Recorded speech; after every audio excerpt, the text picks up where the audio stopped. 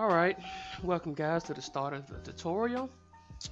Now, if you're watching this video, that means you're obviously having trouble with your controller on Project Cars 2. So I'm here to help you with that. So in order to get started, let's navigate towards big picture mode.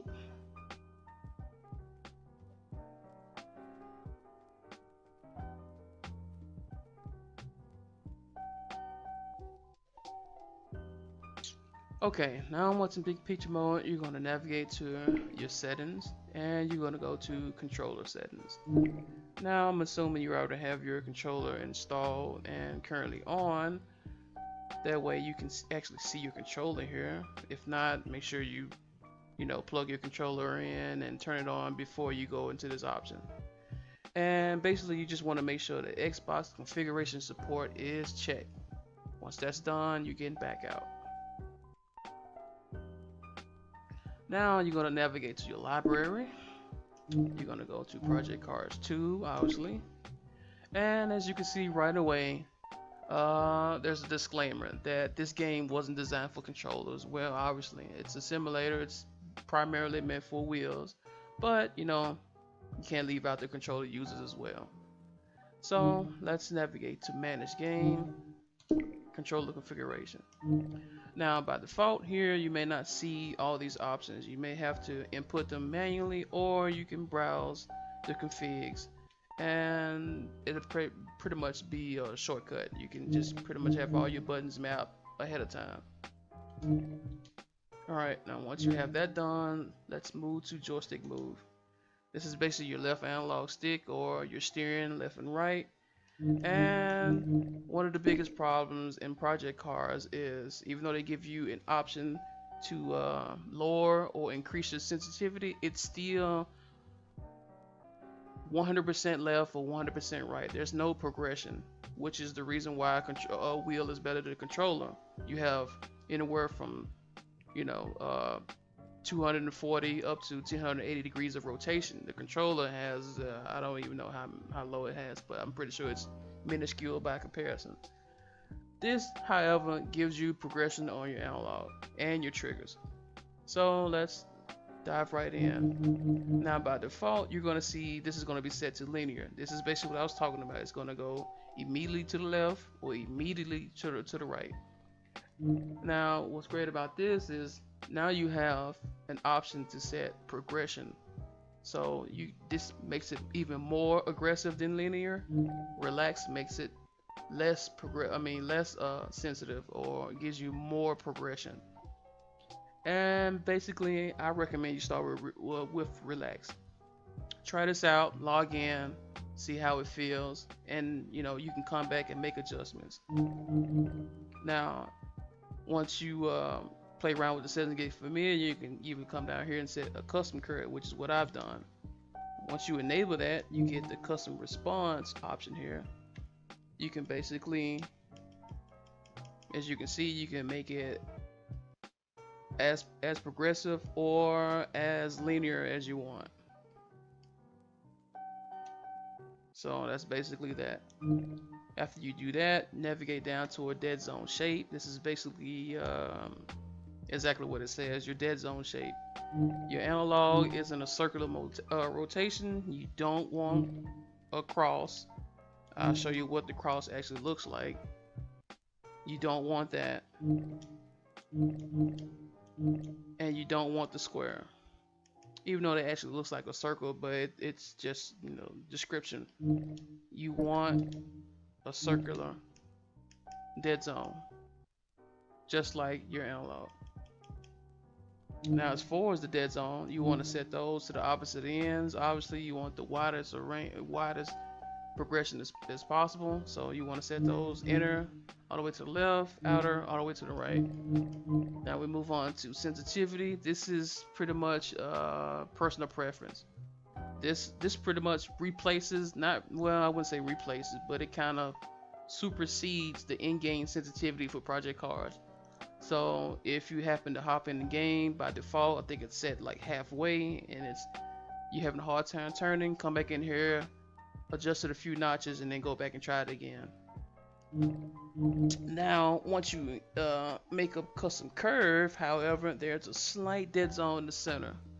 And if you're like me, I don't like a dead zone at all. My analog is my controller is fairly in good condition. I don't use it that often except for a few titles. So I don't need a dead zone and I don't prefer one. So the outer dead zone section here allows you to eliminate that minuscule dead zone that's created once you make your custom curve or once you use one that's provided for you. So you can pretty much adjust that as need be, go around, play with it, and find something that works for you. Now we move on to the more important part, is the brake. This is primarily the reason why a lot of people prefer to have ABS on, because with the controller it's near impossible to actually brake without locking your brakes up. So first thing you're gonna do is navigate down here to your trigger style. Now by default this is set to hair trigger. You obviously don't want a hair trigger. It's not an FPS game, it's racing. So you want to set that to simple threshold. And once you do that, you can ignore everything else. Your range, just copy what I've done. Set the start range from all the way to the beginning and the end range all the way at the end. Now we move on to the curve, most important part. Same thing as with the analog. By default, it's going to be set to linear. You don't want that. Once again, I recommend you start with relax and trial and error and find something that works for you. Or you can come here and make a custom curve, which is what I've done. Same thing with your right trigger or your gas. You're gonna do the same thing here. Set simple threshold. You're gonna enable your range, maximize your range basically, and you're gonna set your custom curve, or you can choose one that's provided by the in-game overlay here. Alright, once that's done, you can exit out of big picture mode and let's go into the game. Alright, here we are inside Project Cars 2 now. Now the first thing you want to do obviously is navigate towards your controller options.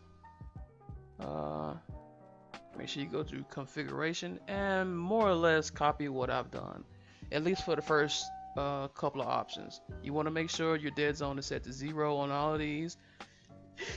Now this is circumstantial, obviously. Now if you have a worn Xbox 360 or a worn Xbox One controller, meaning your analog is a little loose, then you may want to adjust that accordingly, but you can do that back in the Steam option.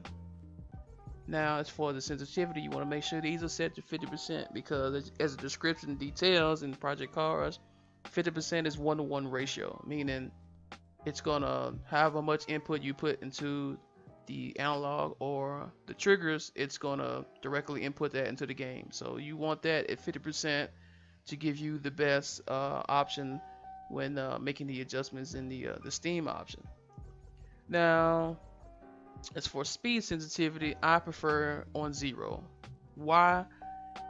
It allows you to, if your rear end slips out, it allows you to catch it. At least for me personally, it allows me to catch oversteering, and I have a really difficult time catching oversteering if it's set to 100% or even 50%. It's kind of difficult, but this is personal preference. You might be better than I as far as having high speed sensitivity, but that's personal preference. Now the controller dampening, once again, this is personal preference. I like mine at 50%. This just controls how fast your steering steers left or right, and you can play around with the option and find something that works for you.